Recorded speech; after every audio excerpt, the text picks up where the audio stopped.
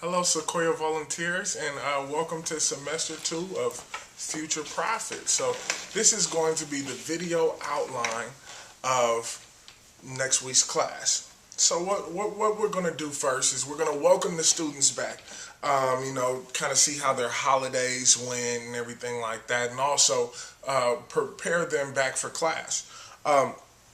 Then we'll be passing back their post-test so they can see how much they've grown and how well they did with their tests. Then we'll give about 1 to 2 prizes to the students. Well, 1 to 2, we'll give out prizes to 1 to 2 of the students in each class.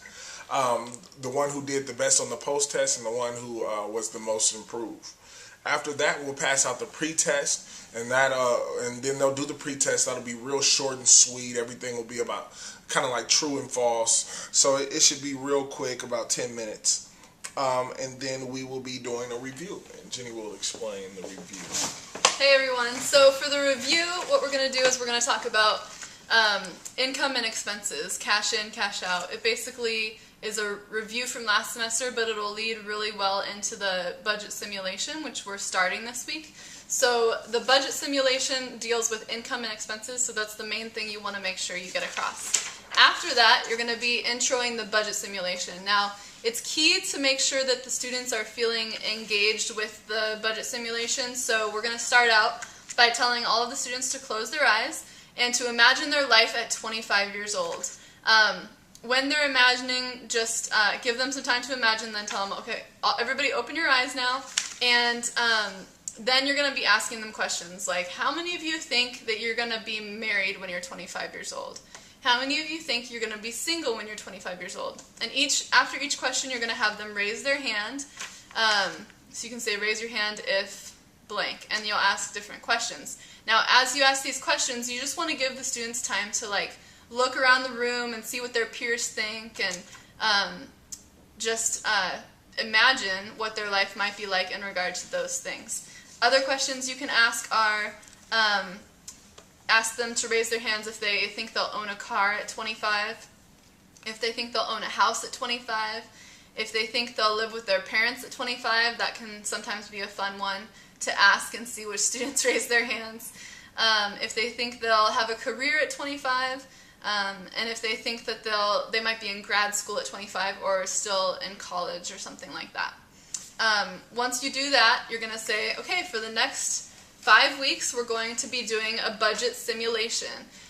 This means that you guys are going to be pretending to be 25-year-old adults that are single, and in this experience, you're going to be taking care of your own needs and figuring out how much you think your life might cost. They'll each be getting an income, and with that income, they'll be able to deal with their expenses. So at this point, you're going to pass out the budget simulation worksheet to every student. So you guys will help. We'll bring all of those materials. You guys will just help with passing those out. And then make sure that you have them use pencils for that and pull out a calculator at that time if they have them. We'll also bring with some extra calculators in case the students don't have them. But yeah, we'll pass out the budget simulation worksheet, have them pull out their pencils and calculators. Then we'll give them their career or their job. Okay, so for the next step, I'm going to give you a little scenario, hop into my scenario. So this is what's going to happen. The lead teacher will have little pieces of paper with the careers on them and the salaries for those careers. The co-teacher will have the names of the students on little slips of paper in a bowl. So as the lead teacher names off the careers and the salaries, then the co-teacher will pick a name from the bowl, and then we will pass that paper with the budget and the salary to that student. So real easy, real easy. After that, we will instruct the students to write down their job and income on the budget simulation worksheet. After they've received their job, explain the incomes range from a minimum wage income to an NBA star or a actor or actress's income. Also explain that some jobs are salary paid, meaning that they get a large amount for the whole year. and some are hourly paid. For those who are hourly paid, tell the students they can decide how many hours they want to work per week and multiply it by 52 to find out their annual income. And we ask that the co-teachers are prepared to help the children multiply when they have to multiply by 52. Some of them may have issues with the math. They'll all have calculators though, so it should be real simple.